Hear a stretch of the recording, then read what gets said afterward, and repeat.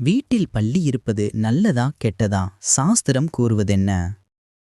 வீட்டில் கரப்பான் பூச்சி, வண்டு, தும்பி, பல்லி ஆகியவை இருப்பது மிகவும் இயல்பானது.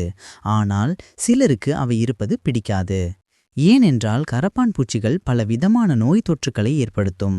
இன்னும் சிலருக்கு வீட்டிற்குள் பல்லி இருப்பது பிடிக்காது.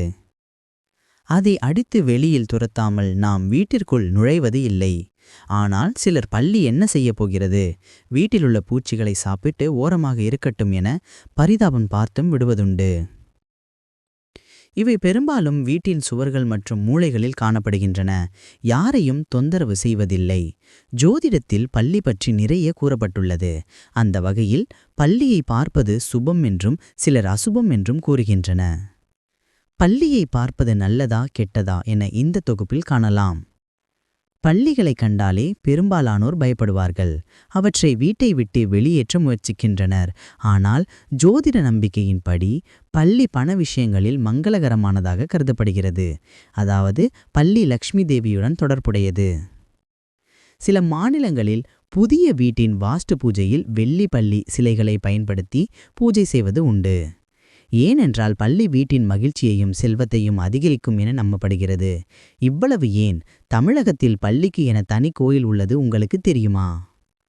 வாஸ்து சாஸ்திரத்தின்படி உங்கள் வீட்டு பூஜை அறை மற்றும் வரவேற்பு அறையில் பல்லிகள் தென்பட்டால் மிகவும் மங்களகரமானது.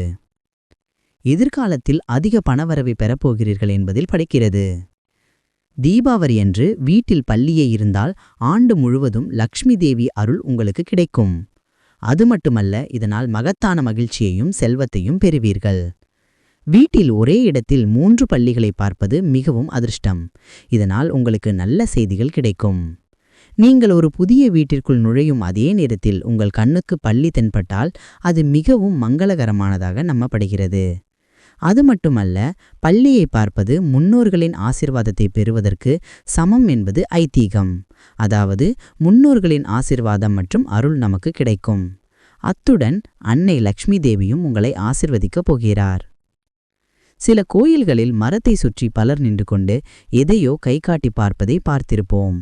அது வேறு எதுவும் அல்ல. கோயில்களில் உள்ள விருட்ச மரங்களில் பல்லியை பார்ப்பது தேவர்களை பார்ப்பதற்கு சமம்.